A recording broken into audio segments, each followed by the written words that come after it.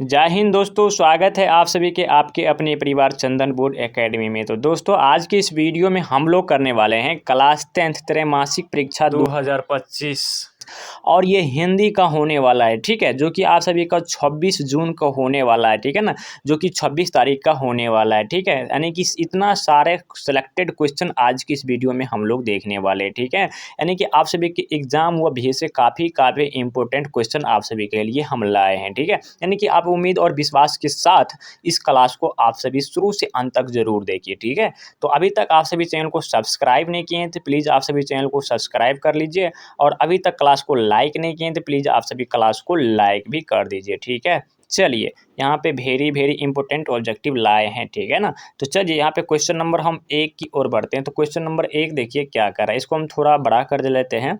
तो यहाँ पे देखिए क्वेश्चन नंबर 1 क्या कर रहा है, ठीक है। क्वेश्चन नंबर 1 आ रहा है कि इस सिख धर्म का प्रवर्तन किसने किया था, यानी कि सिख धर्म का जैसा प्रवर्तन किसने किया था, तो वह किया था गुरु नानक ने। कौन? वह किया था गुरु नानक ने। तो इसका ऑप्शन नंबर यहाँ पे एक करेक्ट आंसर हो जाएगा गुरु नानक, ठीक है। दोस्तों आप सभी को इस क्वेश्चन को बहुत ही अच्छा तरीका से रट जाना है, ठीक है ना। आप सभी के एग्जाम व भी से वेरी इंपॉर्टेंट क्वेश्चन लाए हैं, ठीक है। चलिए अब हम क्वेश्चन नंबर यहाँ पे 2 की ओर बढ़ रहे हैं। क्वेश्चन नंबर 2 का रहा है कि गुरु नानक का जन्म स्थान कहाँ है। तो गुरु नानक का जन्म स्थान आप सभी को याद होना चाहिए दोस्तों, वह है तलबंटी ग्राम। कहाँ है? तलबंटी ग्राम में। तो इसका ऑप्शन नंबर यहाँ पे बी करेक्ट आंसर हो जाएगा, ठीक है ना। यानी कि आप सभी के लिए सिलेक्टेड क्वेश्चन लाए हैं, ठीक है ना।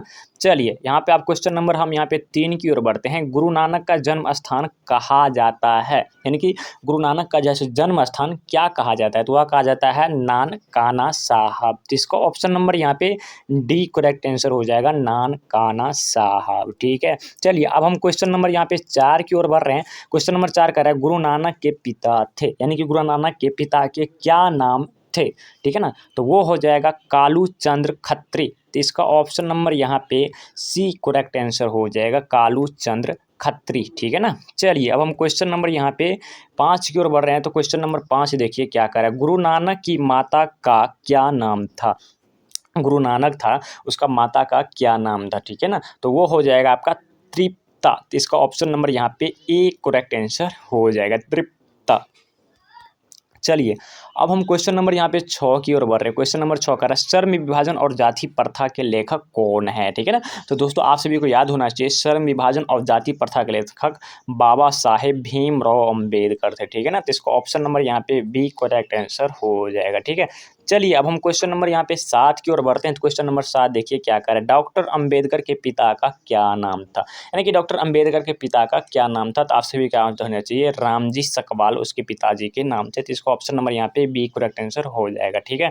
चलिए अब हम क्वेश्चन नंबर यहाँ पे 8 की ओर बढ़ रहे हैं। क्वेश्चन नंबर 8 का है कि आधुनिक सभ्य समाज कार्य कुशलता के लिए किससे आवश्यक मानता है, यानी कि आधुनिक समाज कुशलता के लिए किससे आवश्यक माना जाता है, ठीक है ना।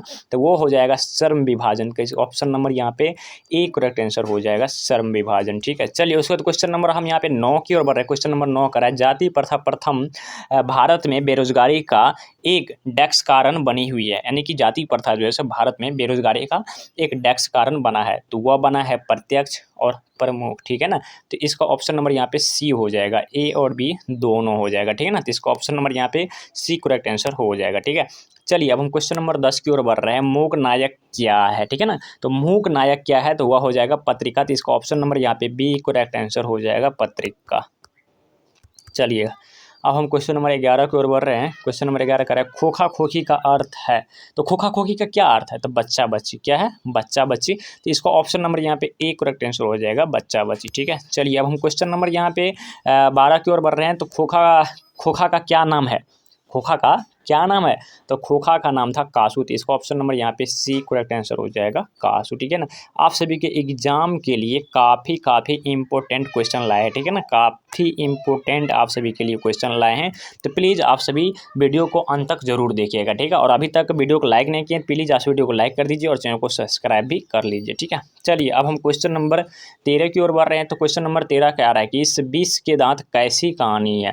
तो 20 के दांत जो है सो आप सभी को हो जाएगा वो मनोवैज्ञानिक मनोवैज्ञानिक कहानी है। तो इसका ऑप्शन नंबर यहाँ पे डी करेक्ट आंसर हो जाएगा, मनोवैज्ञानिक कहानी है। ठीक है, चलिए अब हम क्वेश्चन नंबर यहाँ पे 14 की ओर बढ़ रहे हैं। क्वेश्चन नंबर 14 कर रहा है, सेन साहब अपने पुत्र को बनाना चाहते थे। तो सेन साहब जो है अपने पुत्र को क्या बनाने थे, या तो बिजनेसमैन या तो इंजीनियर, क्या बिजनेसमैन या तो इंजीनियर वो बनाना चाहते थे। तो इसका ऑप्शन नंबर यहाँ पे ए करेक्ट आंसर हो जाएगा। उसके बाद क्वेश्चन नंबर हम 15 की ओर बढ़ रहे हैं। क्वेश्चन नंबर 15 करें, मदन अक्सर किसके हाथ से पीटता था, यानी कि मदन जो है सो अक्सर किसके हाथ से पिटाता था। ठीक है ना, तो वो जो है सो अपना पिताजी के हाथ से अक्सर जो है सो पिटा जाता था। ठीक है, तो इसका ऑप्शन नंबर यहाँ पे डी करेक्ट आंसर हो जाएगा, अपना पिताजी से वो अक्सर पिटा जाता था। ठीक है, चलिए उसके बाद क्वेश्चन नंबर हम यहाँ पे 16 की ओर बढ़ रहे हैं। क्वेश्चन नंबर 16 देखिए क्या कर रहा है, मगम्मा क्या बेचती थी। तो मगम्मा जो है वह बेचती थी दही। ठीक है, तो इसका ऑप्शन नंबर यहाँ पे बी करेक्ट आंसर हो जाएगा, दही। चलिए अब क्वेश्चन नंबर हम यहाँ पे 17 की ओर बढ़ रहे हैं। क्वेश्चन नंबर 17 करें, मगम्मा की बहू का क्या नाम था।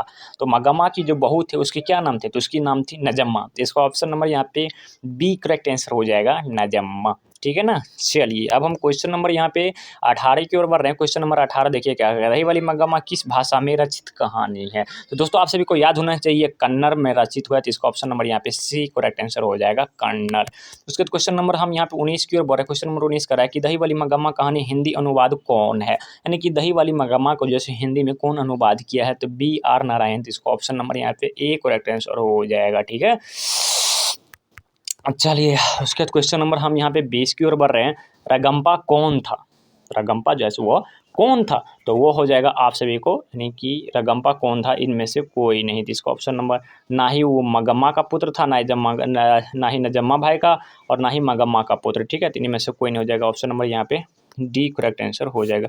यहाँ पे टोटली हम यहाँ पे 20 क्वेश्चन कराए हैं, जो कि आप सभी के एग्जाम के लिए वेरी वेरी इंपॉर्टेंट है। 2025 में त्रैमासिक एग्जाम हो रहा है। ठीक है ना, तो विश्वास रखिए इस इतना करने के बाद आप सभी एग्जाम हॉल में जाइएगा तो आप सभी को कुछ लगेगा जहाँ कुछ करके हम आए हैं। ठीक है, और अभी तक चैनल को सब्सक्राइब नहीं किया, प्लीज़ चैनल को सब्सक्राइब कर लीजिए, क्योंकि इस चैनल के माध्यम से आप सभी को डेली वीडियो देखने को मिलता है।